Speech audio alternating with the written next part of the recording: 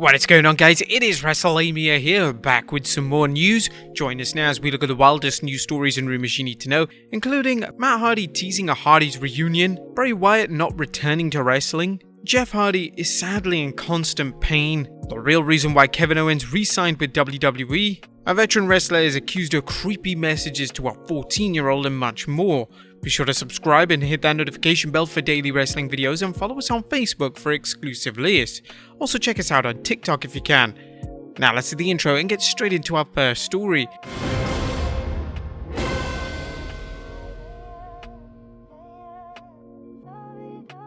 Our first story looks at Matt Hardy teasing a Hardy's reunion. Topping the news today is another sign that Jeff Hardy could be heading to AEW to join brother Matt. Some recent social media chatter from both Matt and the Young Bucks have fans thinking Jeff will be in AEW once his 90-day non-compete clause expires. You'll likely recall Matt's tweet from 11th December, "I feel extremely good about the future." Matt's tweet caught fans' attention due to the Hardys' Team Extreme nickname. Matt continued to fuel rumors by tweeting a video from the Hardys promo on the Young Bucks from some time back, a tweet the Bucks replied with a drooling emoji. The Hardys versus the Young Bucks could be one of the biggest programs in wrestling history if Jeff Hardy is able to compete. Matt thinks the WWE overreacted when it released Jeff. Matt discussed this earlier this week on his Twitch stream, saying, "Before anyone rushes to judgment, obviously they drug tested him after all this stuff. Wait until you hear the results of that, and when that comes back clean, then hopefully people will feel better about it.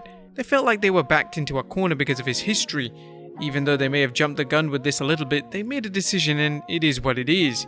Matt seems confident that his brother is okay, adding, "Jeff is in the best place I've ever seen him in a long time. As far as the details of what went down on that evening and in that match, I've talked with Jeff. I feel good about everything he said, and that's Jeff's story to share, and he told me he will when he's ready to." Now, only time will tell whether Jeff shows up in AEW, but our next story suggests Jeff has a long road ahead of him, and that's a bit of sad news as Jeff Hardy is in constant pain. Apparently, Jeff Hardy is dealing with chronic pain, a situation former WWE writer Vince Russo discussed with Sportskeeda, as Russo recalled a conversation with wrestler Al Snow about Hardy's condition. Al was even talking to me today. Al worked a long time with Jeff. Al said, "Bro, I've never saw Jeff Hardy have a match where after the match he wasn't immediately icing his back. So that meant the guy was in constant pain. I mean, that's what that tells you." Russo mentioned what it must be like for Jeff. For your body to be in constant pain like that, and you gotta go out again, and not only get out and perform, then ice down, you're gonna go to bed. You're in pain, you can't sleep. Now you gotta get on an airplane. I mean, I can't even imagine, and you're taking years and years and years off that. And Jeff continues to perform incredible feats of flight and daredevil stunts in and out of the ring, despite the tremendous toll taken on his body. Whether or not he decides to retire now, it's likely he will deal with the pain for the rest of his life. Next up, the real reason why Kevin Owens re-signed with WWE. Kevin Owens has re-upped with the WWE, which means KO fans can expect to see him in the WWE for some time to come, well, short of an unexpected release. We previously reported that it's believed that the former Universal Champion is being paid $2 to $3 million per year. However, is that the real reason Kevin decided to stick around in Titanland? Well, apparently there's more to his decision, something Owens shared during an appearance on a TVA Sports podcast. "The decision was pretty easy because it was the best thing for my family, really. When it comes to that, it's always a pretty easy decision to take. WWE has been my home for 7 years now, so I have a sense of belonging. Basically, I spent the majority of my career here. When you look at all the wrestling companies I've wrestled for in WWE, that's where I've been the longest. That's where I need to be for the next few years. That's how I felt, and that's the decision I made." As fans have seen, Owens is obligated to stay with WWE for the duration of his contract, but as Dave Meltzer explained in this week's Observer, it's still a 90-day contract, and with a higher number, it takes less and less to trigger the release. Owens signing has another exciting aspect, as the news is fueling rumors that KO's bestie Sami Zayn, whose WWE contract is expiring soon, is going to stay in the WWE thanks to Owens' decision. What do you think of Sami staying in the WWE? Let us know in the comments down below. Next up, a veteran wrestler is caught being a creep.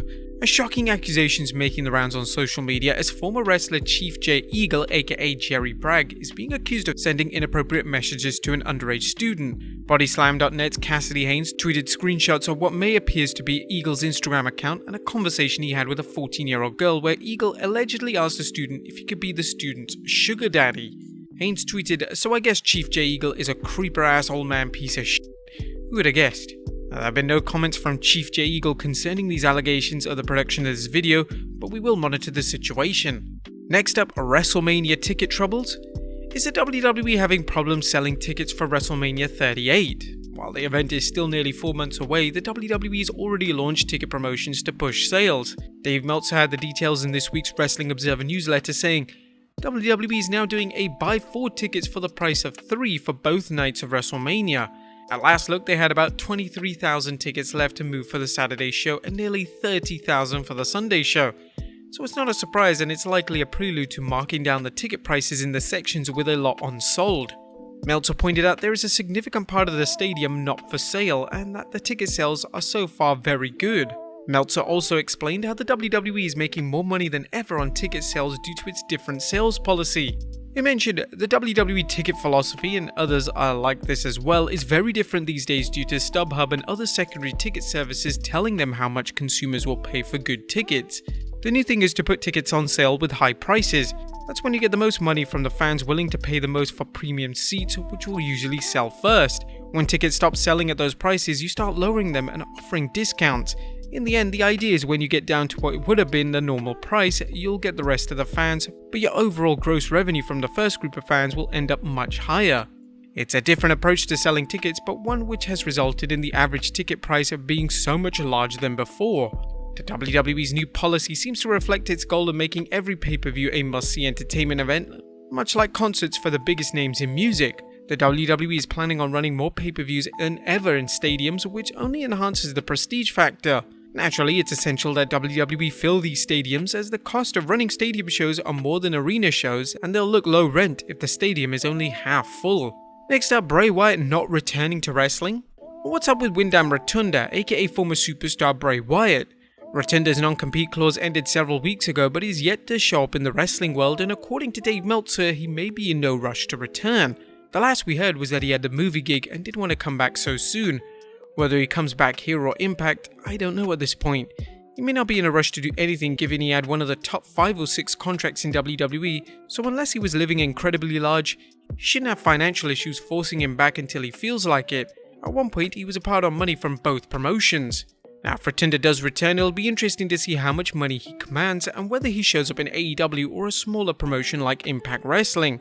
Meltzer claims that Wyatt was making around $4 million per year in WWE, but as mentioned with Kevin Owens' new contract, Wyatt could be released at any time his WWE deal lacked a no-cut clause.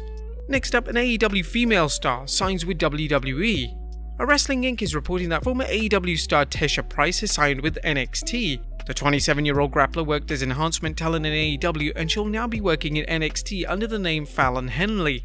And finally, a WWE Hall of Famer talks returning, but only on one condition. And last but not least, what would it take for two-time Hall of Famer Booker T to return to the WWE ring? Booker, whose last official match in the WWE was at 2012's WrestleMania 28, recently appeared on the Stories with Briscoe and Bradshaw podcast and explained what it would take for him to return, assuming Mr. McMahon asked him to. It would have to be in Saudi. I can make that one happen. Like I say, bro, I know what the check is going to look like if I go to Saudi. I'm going to negotiate that one. Now, those Saudi Arabia paychecks can be quite lucrative, so who could blame Booker for making one more appearance in the ring? Should he return? Let us know in the comments down below, and I'll see you next time with some more wrestling content.